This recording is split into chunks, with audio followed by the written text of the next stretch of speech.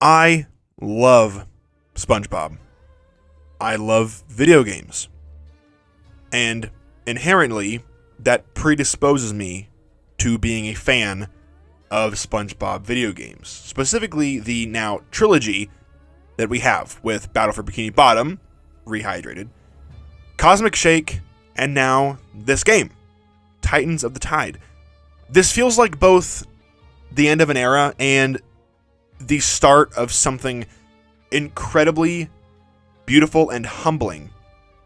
And before I get into my review, huge, unimaginable thank you to both THQ Nordic and Purple Lamp Studios for sending me my very first review copy of a game ever.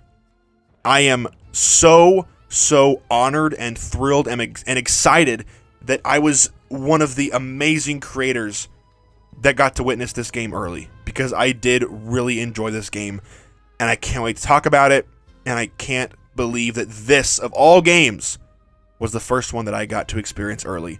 So humongous thanks to them, and now let's get into my review of SpongeBob SquarePants, Titans of the Tide. There is something so inherently comforting about starting up a SpongeBob game to me. This has that same cheery music, the bubbles, the way that everything just feels slightly absurd and floaty, like you're underwater, but it never feels mean-spirited. You know, Titans of the Tide carries the torch that was planted over 20 years ago with Battle for Bikini Bottom, handed off to Cosmic Shake, and now handed off to Titans of the Tide. And it takes that torch and it polishes it for a brand new generation of systems while tipping its hat to over 2 decades of SpongeBob's gaming history. Fans who cut their teeth on Battle for Bikini Bottom will feel right at home here, while those who swam through Cosmic Shake will see the line of progression, the clear line of perfection and polish compared to the past 2 games. The controls are refined, there's more elaborate set pieces, the platforming is so much fun, and we'll get into that. And it has just a very strong sense of identity, and it knows exactly what it wants to be. Yet it still feels unmistakably SpongeBob. It's goofy, it's optimistic, it's a bit darker than Cosmic Shake and BFBB, I'll admit, and weirdly sincere beneath all of that silliness. The structure hasn't changed super dramatically. This is still, at its heart, a 3D platformer that's built on light exploration, puzzle solving, and collectible hunting. But what's new is how naturally those elements blend together. In earlier games, progression often felt gated by specific abilities or tokens. You had the bubble bowl, you had, all of the cruise bubble, that kind of thing. Titans of the Tide loosens the grip, and the world just breathes so much more because of that. Each area feels like its own little playground rather than a corridor towards the next cutscene. There's a very subtle rhythm here: explore, experiment, collect, laugh, and repeat until you get to the next stage. And the best thing about this game, and I am so grateful and excited to be saying this, that the switch mechanic between SpongeBob and Patrick is so much more than a gimmick here, and it is one of the most fun mechanics that I have ever had the privilege of experiencing in a 3D platformer. It changes how you approach the simplest tasks, and it is executed flawlessly. This game is not perfect, but this was executed perfectly. SpongeBob's agility and just the way that he moves makes him very nimble, very creative. And Patrick having his grapple, and SpongeBob, he still has a karate kick. It's a little more polished than it was in Cosmic Shake.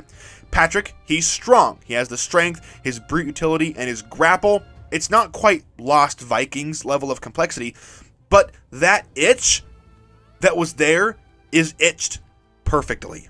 Even casual players will notice how often the game quietly asks you to think in pairs rather than in solo. It's a design idea that echoes the show's core friendship between those 2 characters. And I really like the enemies this time around. I definitely think it's a step up from the jelly enemies of Cosmic Shake. I don't know how they fare compared to the robots in Battle for Bikini Bottom. They're just so nostalgic. But Titans of the Tide experiments with a little bit more layered encounters, I would say. Some foes need timing, and there's definitely a lot of variety in them, and I love the green color palette of this whole game. It's very distinct, very unique for SpongeBob. Some of the enemies require patience, and others just a very clever use of, again, both characters' abilities, and that leads kind of into the boss battles. Most of the boss battles, again, very easy. This is not a difficult game. I still wish there was a difficulty slider. I feel like that'd be really fun to make it super challenging. I feel like that would be kind of fun. But the bosses are fun. They're great.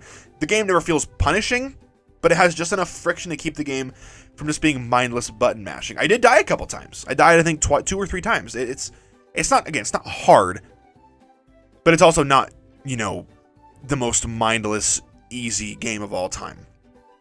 Now, without spoiling anything, there's not a ton to spoil, if I'm being completely honest with you, but Titansofthetide kicks off with a disaster that rocks Bikini Bottom to its core. And I'm sure you've seen the demo. I'm sure you've played the demo. It literally rocks it to its core. The sea shifts, old myths surface, and the citizens of SpongeBob's world find themselves in much weirder circumstances, well, than they're used to. The tone dances between silly and surprisingly grandiose. A balance that few licensed games manage without feeling forced, you know. And the writing, I'll say the writing is even better than Cosmic Shake. I think having the floating patty and having more characters added to that as you go, as you progress through the game, it makes the whole experience feel very unified. And I talked about that, I think, in my demo analysis video, that having Squidward here, having Mr. Krabs, having Sandy, even though you can't play as them, they're still on the floating patty with you. And I'm not going to spoil who, but there are certain side characters that pop up, some for the first time in a very long time. And having them be on the floating patty as you run into them in the story was very, very cool. The writing captures that Nickelodeon humor that works on 2 levels. The kids will laugh at the slapstick, and the adults will catch the quiet absurdities and the meta jokes tucked into the dialogue. And there are quite a few of those, actually. There's a light through line about responsibility and friendship, which is expected in a SpongeBob, you know, property, though it never shoves a moral in your face. It is still unabashedly SpongeBob first. Like BFBB, the narrative serves mostly as a cheerful excuse to go on this journey, to jump between creative worlds. Yet there's a little more connective tissue this time. I think, you know, Cosmic Shake, the whole, it's a multiverse, you're going from world to world to world.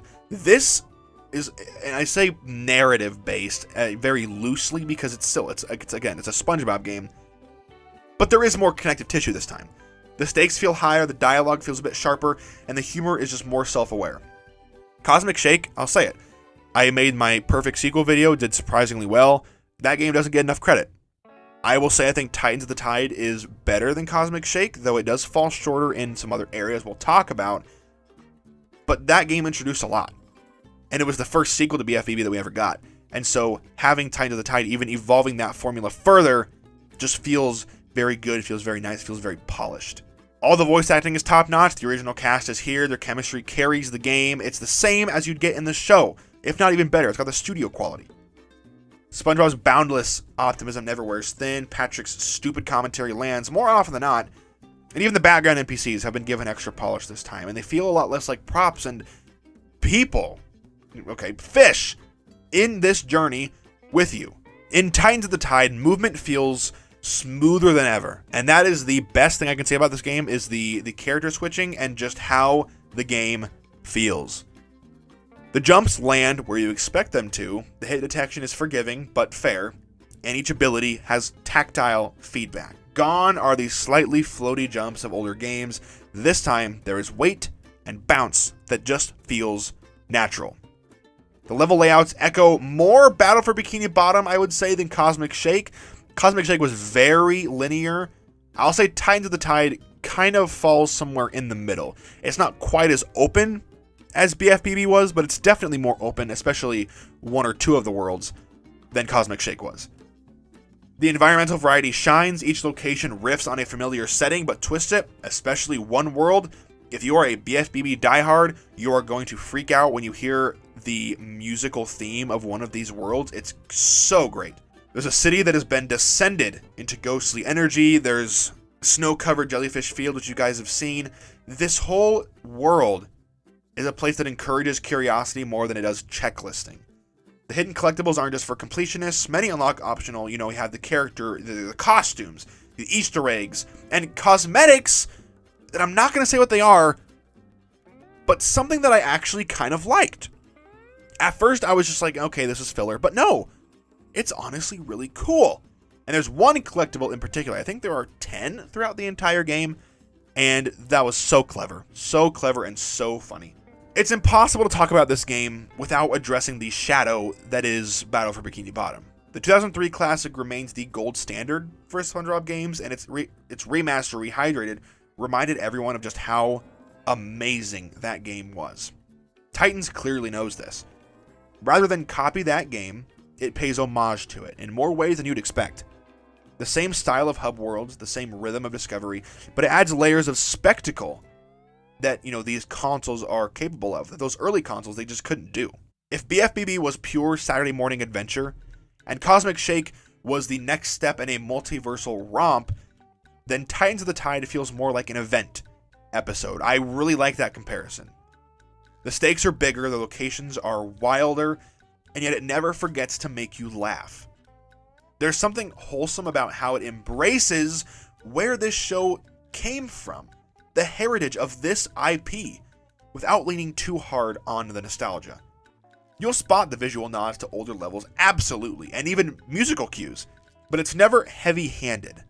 It's never something that you wouldn't understand if you hadn't played BFBB. It feels like a wink, not a mandatory tug at your sleeve. This is easily the best looking SpongeBob game ever, and I'm saying that as someone who played it on the Switch too.